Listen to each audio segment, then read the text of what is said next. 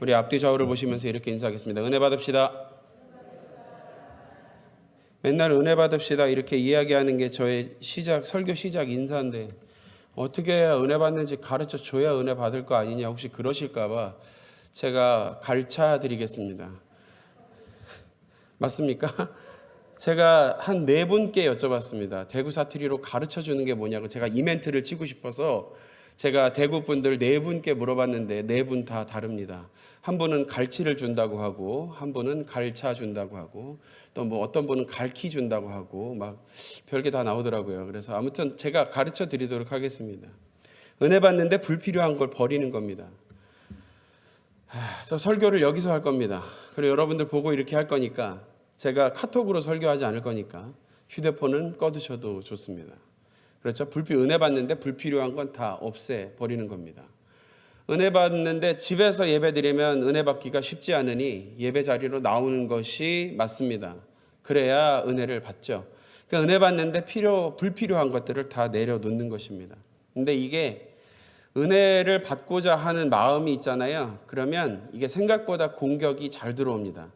제가 수요 설교를 거의 마지막 주쯤에 이렇게 늘 했었는데 수요 설교를 할 때마다 제가 말씀드리지 않았습니까? 꼭 설교만 하려고 그러면 나를 가만히 두지 않는다고. 혹시 기억나십니까? 예, 저는 약간의 징크스처럼 그런 게 있었습니다. 아침부터 저를 건드리던지 멀쩡한 애들이 막 갑자기 날뛰던지 예, 괜찮았던 저희 집사람이 갑자기 저를 열받게 하던지 막 하여튼 별의별 일이 다 일어납니다. 수요일만 되면은 말씀만 준비하려고 하면 그냥 별일이 다 일어납니다. 근데 참 오늘은 아침부터 별일이 없는 거예요. 너무 신기하더라고요. 오늘 주님 나에게도 은혜를 주시려나 보다 기대를 했는데 오후 5시 반쯤 이제 나오려고 딱 나오는 길부터 그때 딱 치고 들어오더라고요. 뒤에 저는 말을 2번, 3번 하는 걸 별로 안 좋아하는데 여기 우리 교회 뒤편에 꼭 자기 출근 자전거를 묶어 놓으시는 분이 계셔요. 근데 우리가 좀 불편한 자리에다가 늘 묶어 놓으시는 거예요. 그래서 제가 아침에 그분 출근할 때까지 기다렸다가 추운데 발발 떨면서 기다리다가 그분을 붙잡고 물어봤습니다. 얘기했습니다. 거기는 우리가 불편하니까 이쪽에다 대세요 그랬더니 1-2번은 그렇게 되더니 계속 그렇게 우리가 불편한 자리에다 묶어 놓으시는 거예요. 근데 오늘따라 그걸 딱 보면서 나오는데 이 설교를 해야 되는 이 입장에서 적합하지 않은 마음들이 자꾸 드는 거예요. 얼마나 열이 받고 이거 날 무시하나 막 이런 생각도 들고 별의별 생각이 다 들게 만들더라고요. 그래서 제가 저기 지금 박시현 집사님 앉아 계신 저 자리에 앉아서 기도를 했습니다. 주님 도대체 왜 이럴까요? 오늘은 잘 가는 줄 알았더니 오늘은 왜 이럴까요? 그러면서 앉아서 기도하는데요. 그 사람의 입장을 이해하는 마음을 하나님이 부어주시더라고요. 그 사람이 그걸 타고 출퇴근을 할 때는 그 사람의 재산 목록 1호일 수도 있지 않습니까? 그러니까 그 귀한 걸 CCTV가 직방으로 보이는 곳에다 묶어놓고 싶을 수도 있겠다는 생각이 딱 들면서 제 마음이 상당히 편해졌습니다. 하나님 감사합니다. 제가 그 마음을 했거든요. 여러분 이게 별로 은혜가 안 되시나요? 설교보다 더 나을 수도 있어요. 목사가 시험 들 뻔했는데 이 시험을 이겨낸 지금 스토리를 제가 이 짧은 이 임팩트 있는 간증을 하고 있는데 별로 은혜가 안 되시는 모양인데요. 이거 저한테 굉장히 큰 은혜가 됩니다. 저는 되게 생동감 있는 수요일을 보내요. 설교를 하려고 그러면. 여러분 잘 모르시지만 저는 그렇게 보냅니다. 어쨌든 그런 마음들도 내려놓고 복잡한 마음도 내려놓고 내가 해야 될 일들이 있었다 하더라도 은혜 받을 때 되면 내려놓고 휴대폰도 꺼두고 내가 재밌게 보던 드라마 생각도 하지 말고 다 내려놓고 은혜 받는 데만 집중하시면 이 사람은 부족한 것은 기정사실이고 하나님께서 여러분들에게 은혜를 부어주실 줄로 믿습니다. 아멘 소리가 듣기가 참 좋습니다. 저는 2014년 5월 27일에 저희 집사람을 만났습니다. 그리고 12월 27일에 결혼 예배를 드렸습니다. 7개월 만에 결혼했습니다. 제가 머리도 벗겨지고 뚱뚱하고 배도 나오고 키도 작지만 아무도 결혼할 수 있을 것이라고 생각하지 못했지만 저는 했습니다. 그래서 저희는 부부가 됐고 어제부로 결혼 4천일을 맞이했습니다. 길다면 꽤 긴 시간 아니겠습니까? 예, 그런데 뭐 어떤 가수가 불렀을지도 모릅니다. 유명한 가수가 4천일 동안 뭐 이런 노래 있지 않습니까? 그런 노래를 불렀을지도 몰라요. 그런데 저는 이 4천일을 뒤돌아보면서 웃었던 날도 기억이 많이 나는데요. 제가 후회스럽게 막 집사람을 울렸거나 되게 마음에 상처되는 말을 했거나 그런 게 4천일 동안 좀 많이 했던 게 많이 생각이 나더라고요. 사람이 참 미련해요. 그러니까 그때는 모르다가 시간이 지나면 이렇게 자꾸 후회를 하더라고요. 가슴이 좀 그랬습니다. 제 입에서 나갔던 날카롭고 상처되는 말들을 더 많이 기억을 했습니다. 안타깝지만 그렇습니다. 오늘 왜 이렇게 사족이 기냐? 이게 다 도움이 되는 얘기예요. 그러니까 걱정하지 마세요. 제가 오늘 집에 보내드리겠습니다. 네, 8시 반쯤 보내드리겠습니다. 2014년 12월 27일 날 결혼 예배를 드리면서 제가 이런 후회를 하게 될 거라고 제가 상상이나 했을까요? 걱정이나 했겠습니까? 결혼식을 하는 내내 전혀 그렇지 않았습니다. 천만입니다. 그 누구도 이런 일을 생각하지 않습니다. 앞으로 나에게는 아름답고 달콤하고 복된 말만 하고 살 줄 알았는데 결혼 생활에 빠지지 않는 수없이 자주 발생하는 이벤트가 있습니다. 그게 뭡니까? 4글자로 안 해보시는 것처럼 그러지들 마시고 말씀을 해주세요. 이럴 때는 저는 이렇게 물어보고 대답하고 이렇게 하잖아요. 부부싸움입니다.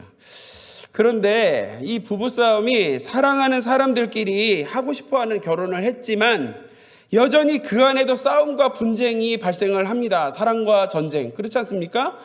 그런 것들이 발생을 해요. 근데 여러분, 부부는 그렇다 쳐요. 근데 교회는 어떻습니까? 교회. 여러분도 잘 아시다시피 교회는 수많은 크고 작은 분쟁과 다툼이 있는 곳이 교회입니다. 이게 워낙 그렇다 보니까 이게 당연하고 자연스러운 이치인 것처럼 느껴지기도 합니다. 그런데 여러분, 오늘 야고보서 본문 말씀은 어떻습니까? 사람이 모이면 다툼과 분쟁이 있는 것이 당연하니까 그래, 그렇게 계속 싸우면서 다투고 분쟁하면서 살아가라, 그것이 자연스러운 것이다 라고 야고보서 말씀이 혹시 말하고 있던가요? 그렇지 않습니다.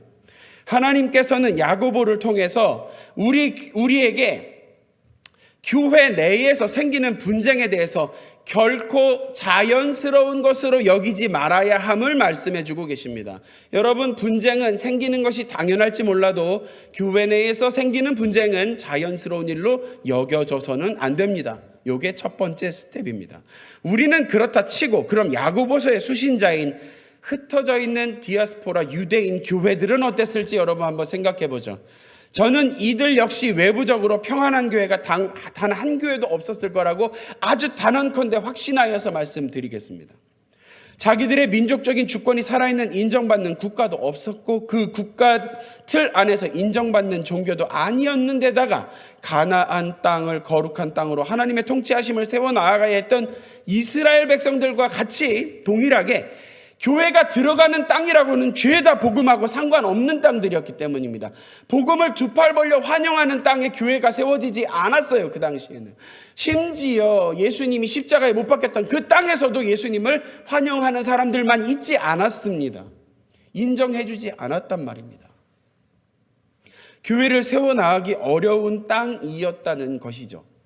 그런데 세계 역사상 단 한 시대도 예수님을 두 팔 벌려 환영한 시대가 없었으니 외적인 분쟁이야 그렇다 치겠습니다. 그런데 진짜 문제는 뭐냐면 그리스도의 사랑 안에서 만났다는 교회들 안에 있는 이 내부적인 분쟁이 크고 작게 늘 존재한다는 게 문제랍니다.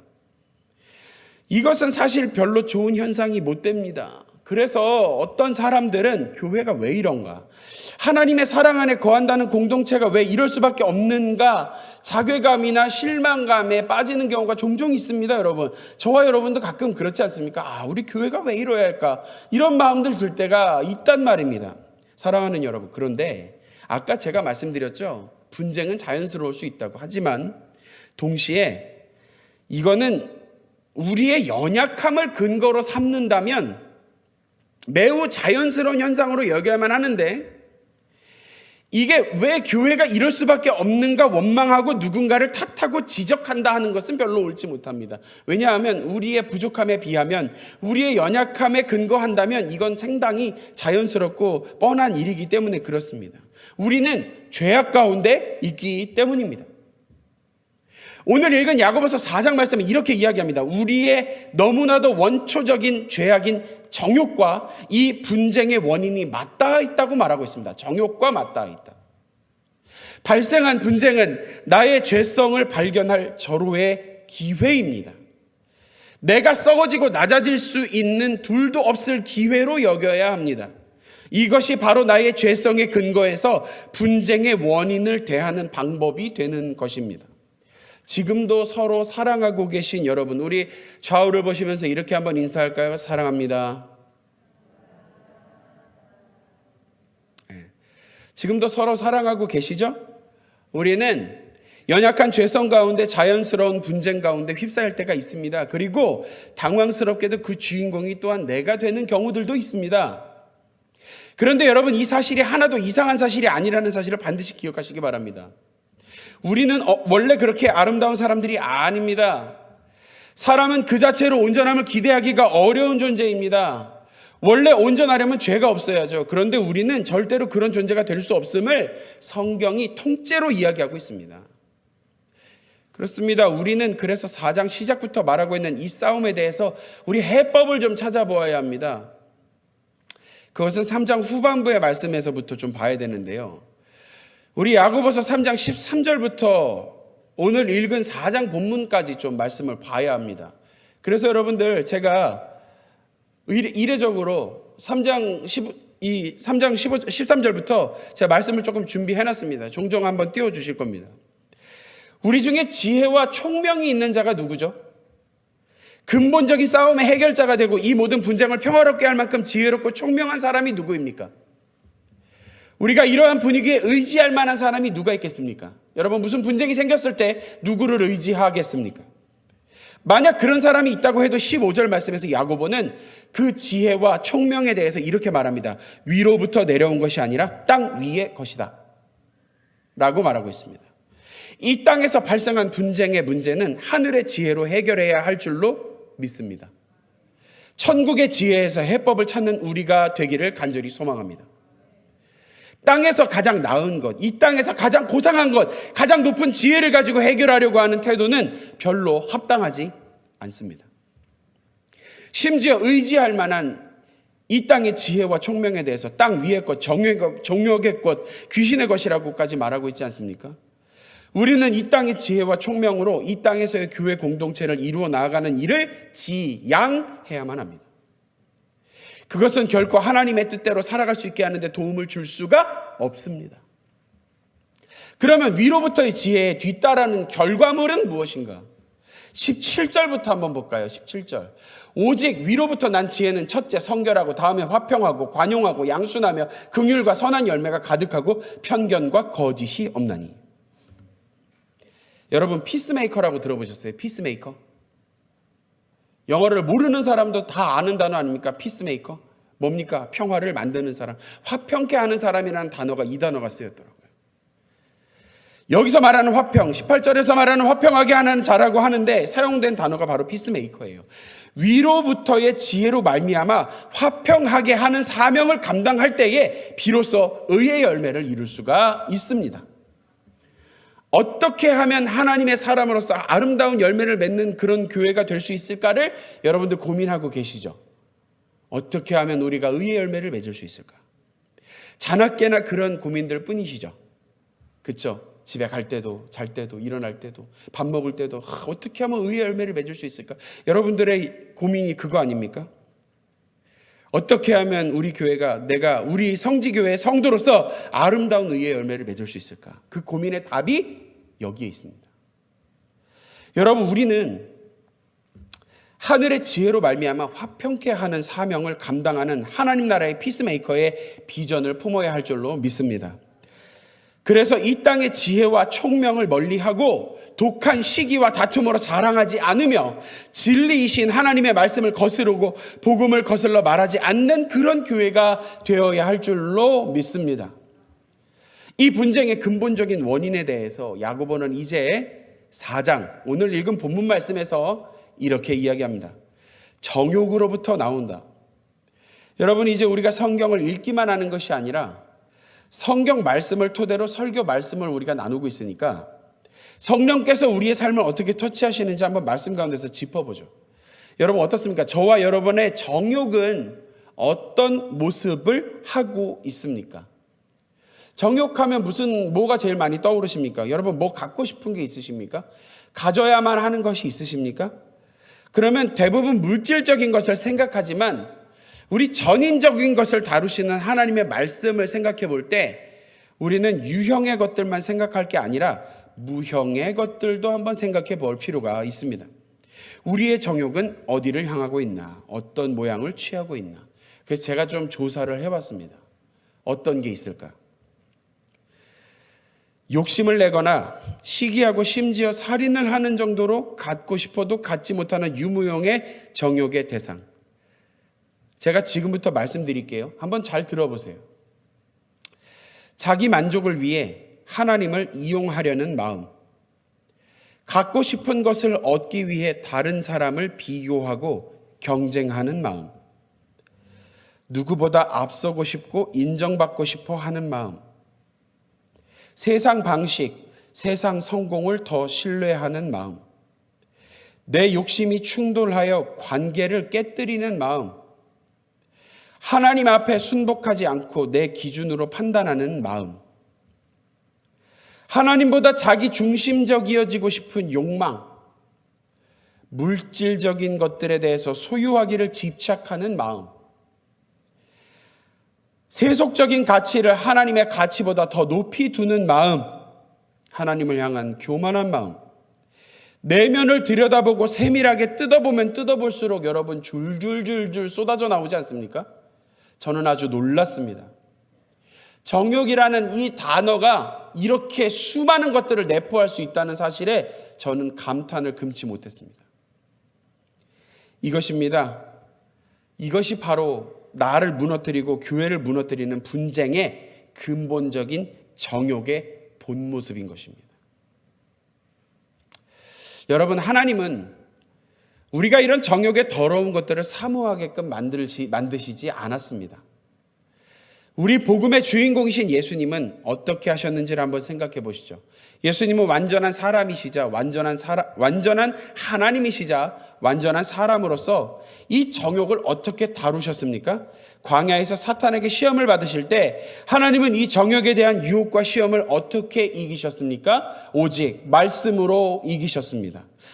말씀으로 대적하셨습니다. 내 옥이나 인간적인 지혜나 땅 위에 있는 어떤 고상한 것들로 그것을 대한 것이 아니라 하나님의 말씀으로 그것을 대적하신 줄로 믿습니다. 그러니까 이 정욕을 대적하는 방법은 하나님의 말씀인 것이죠. 예수님은 이 말씀을 가지고 그것을 대적하실 때 적당히 타협하지 않으셨습니다. 확실하게 대적하시고 그것들을 말씀으로 대하시면서 승리하셨음을 우리가 너무나 잘 알고 있습니다. 하나님의 형상은 우리가 정욕의 것들을 아름답게 여기지 않게 만드셨습니다. 그런데 우리의 무너진 죄성, 깨져버린 주의 형상이 이런 것들이 문제로 여겨지지 않도록 만든다는 것이 문제죠. 하나님의 설계를 스스로 깨뜨리고 하나님의 공법을 스스로 무너뜨리는 공동체의 분쟁, 나 개인의 분쟁이 바로 이런 것에서부터 발원한다는 사실을 여러분 깊이 묵상해 보시기 바랍니다. 혹시 나에게는 그런 것이 없었나? 제가 지난번에 그랬잖아요. 저는 샘도 많고 질투도 많다고. 전 그러면서 이거 아까 제가 쭉 읽어드리면서 하나 퍽 하고 찔린 게 있었어요. 뭘 것 같으세요? 기억은 나세요? 누구보다 앞서고 싶고 인정받고 싶어하는 마음. 야, 그렇구나. 나에게도 이런 마음이 있었구나. 저 되게 잘하고 싶거든요. 뭐든지 다 잘하고 싶어요. 제가 제일 잘했으면 좋겠어요. 근데 그 마음이 하나님 기뻐하시지 않는 마음일 수 있겠구나, 이런 생각이 딱 들면서 저 이 말씀 보면서 덜컥했습니다. 아, 그렇구나. 사실 이게 성도가 아니라 교회가 아니라 인간적인 입장이면 예수만 안 믿었으면 자연스럽게 여겨질 것들이 문제가 있겠나 싶었겠지만, 이것이 문제의식 속에서 다루어지는 것은 곧 이 모든 정욕적인 더러운 것들이 하나님과 충돌한다는 것으로 연결되어집니다. 하나님과.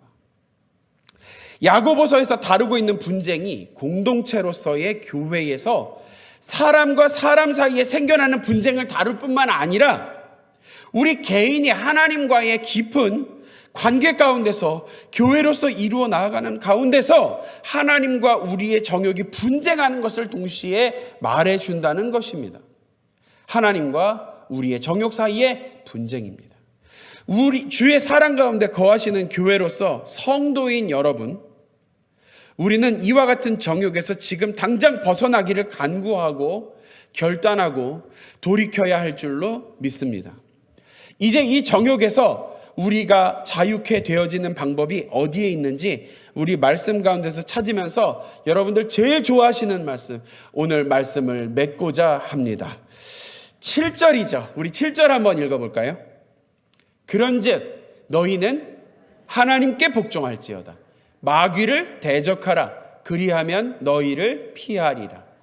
아멘. 그런즉 너희는 하나님께 복종할지어다. 우리는 이 모든 일들 가운데서 오직 하나님께 복종하는 것이 유일한 방법이라는 사실을 깨달을 수 있어야 합니다.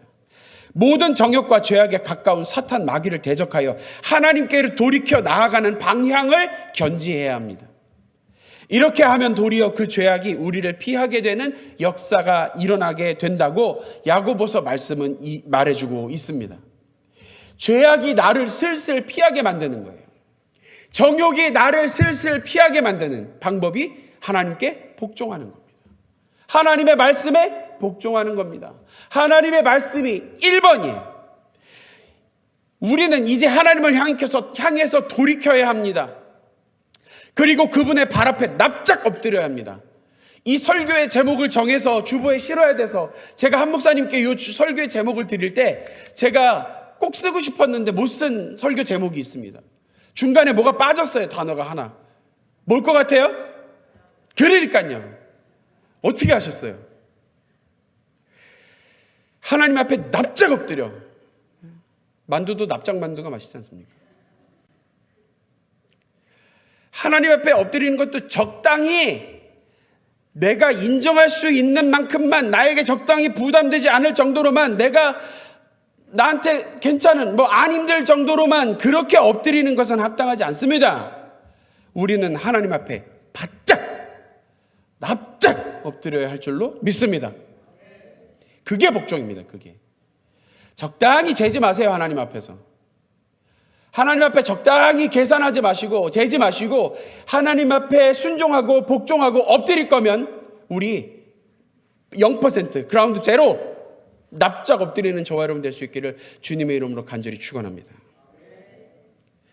주님 앞에서 우리를 낮춰 나아갈 때에 우리가 하나님께서 높이시는 교회로 세워질 수 있는 거예요, 여러분. 오직 예수 그리스도만이 이 모든 정욕으로부터 승리로 이끄시는 유일한 길이기 때문에 우리가 그 앞에 엎드려야 하는 것입니다. 사랑하는 여러분, 사랑합니다. 사랑합니다. 그러면 또 이렇게 건조하게 또 아멘 이러시면 또 너무 그렇잖아요.